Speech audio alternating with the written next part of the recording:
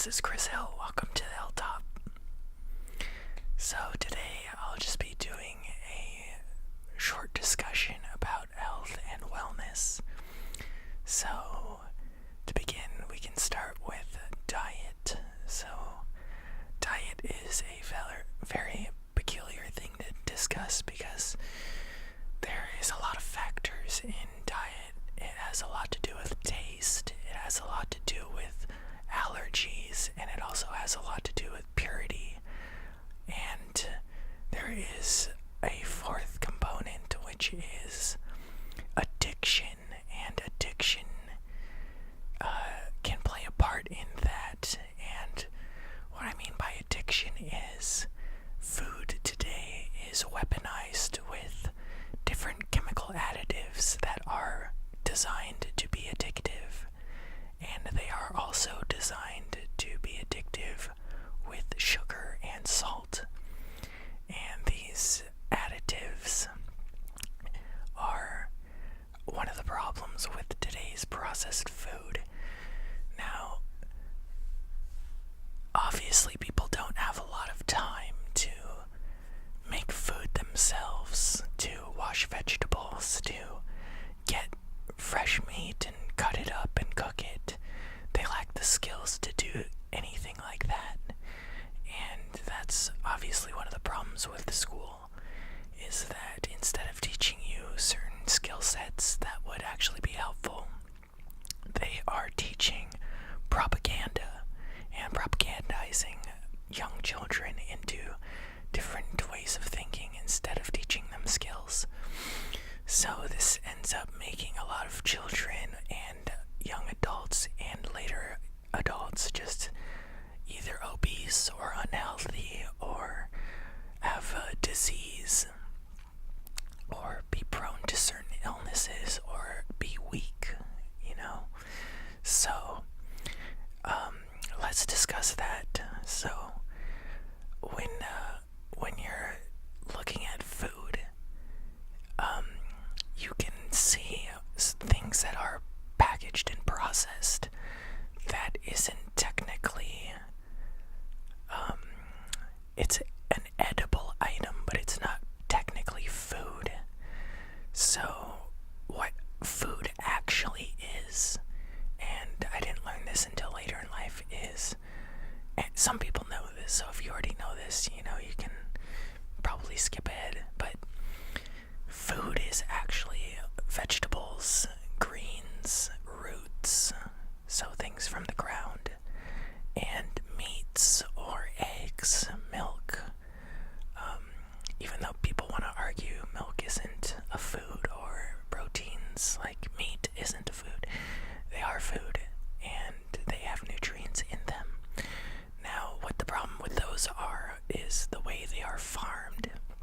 So, if you have animals that eat their own feces, or animals that are poisoned with different additive chemicals like hormones, yes, that becomes a problem for the people that eat those animals, and it will cause disease.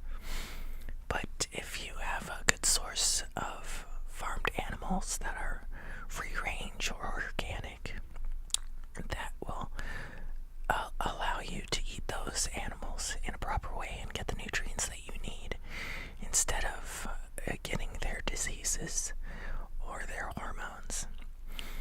Now, when I say roots, I mean carrots, potatoes, beets, daikon, things that actually grow in the soil and look like roots. And you're supposed to eat roots, which is something I didn't know until later in life either. So when you have roots, those roots are very difficult to eat. You can't put them in salad, and you can't really do much with them besides boil them or steam them. So my solution to that is actually making soup directly. And some people steam vegetables, but I like to make the soup because I can get everything I need from the soup. So I will mix up different carrots, potatoes, roots, and I will make a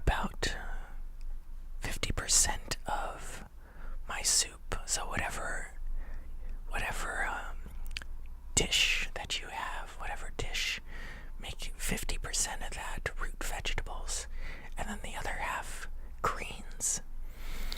So what I mean by greens are cabbage, celery, parsley, chard, mustard greens, collard greens, things that look like leaves. And if you live in America or a Western country, you can find in your grocery store a lot of green vegetables in the refrigerated section, and these are displayed for you to catch your eye. And a lot of the stores will put them in either the front, the back, or the sides of the store. So wherever the refrigerated section is, go ahead and go over there and find some of those vegetables. You don't have to do much with them if you're making a soup. So I'm not very careful when I cut vegetables. What I do is I just take the green leaves and crush them again, like I'm folding a piece of paper.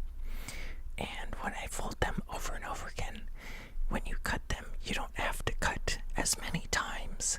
You can just chop, chop, chop, chop, chop, and you're cutting the sections over and over again, just with one slice.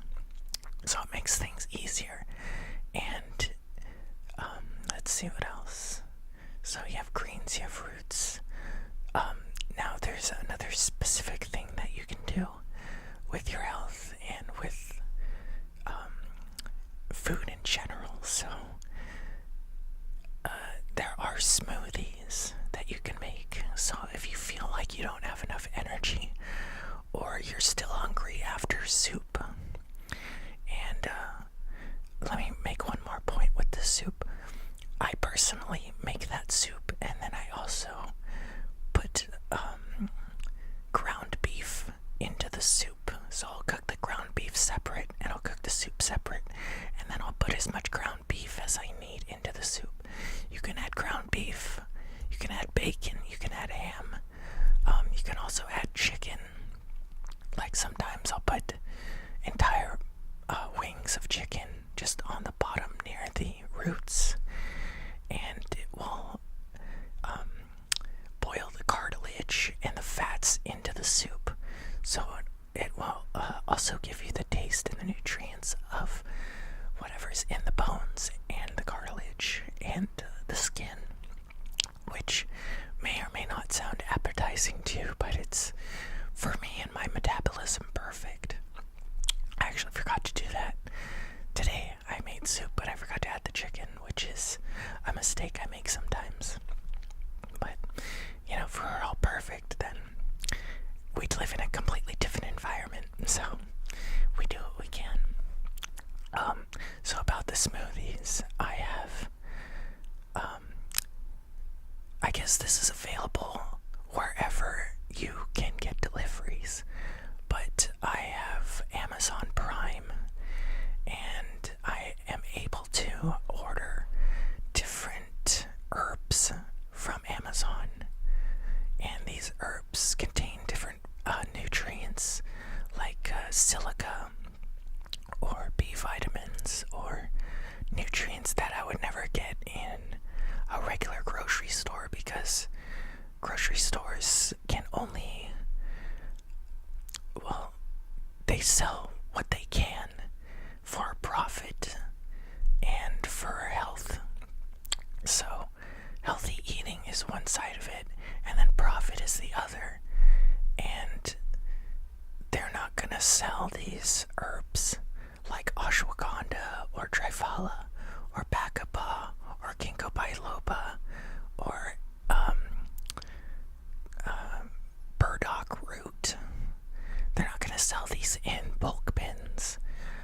For whatever reason, they're not popular, they're not advertised, people wouldn't even know how to eat them.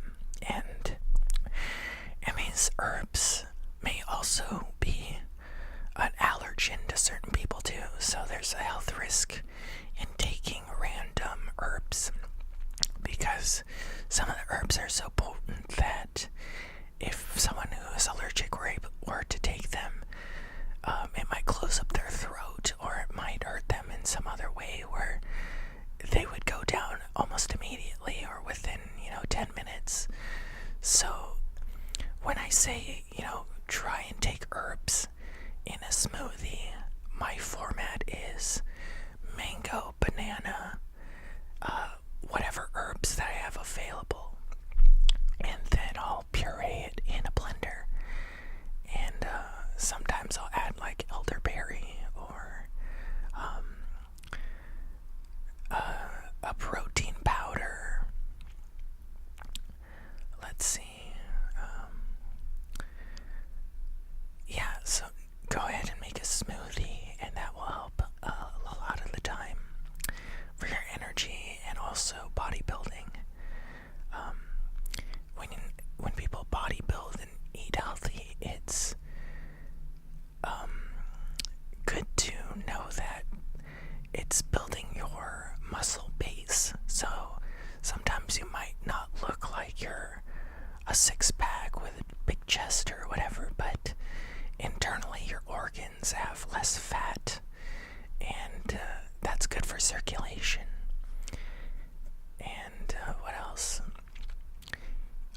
Your muscle density will get a lot stronger, so you'll be able to have more stamina, and you'll be able to do things during the day without getting tired or getting weary, because a lot of people get weary and they'll drink coffee to get rid of the weariness, but then that causes caffeine addiction or other side effects like headaches that you want to particularly avoid. So that's a way to do it, is with herbs and smoothies. And what else? I think that's it for now. Smoothies, soup, and good food.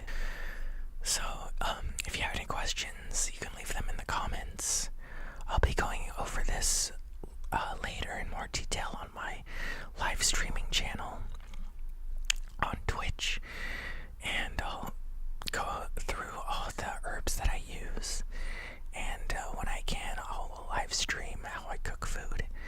But other than that, I wish you all a good day or a good night or whatever else, depending on whatever dimension you are in. Love you. I love you, and you have a place in society. You have a place in this world, and I love you. God loves you, and your family, your friends love you. You are loved by someone, so don't ever forget that. Alright, see you next time. Bye.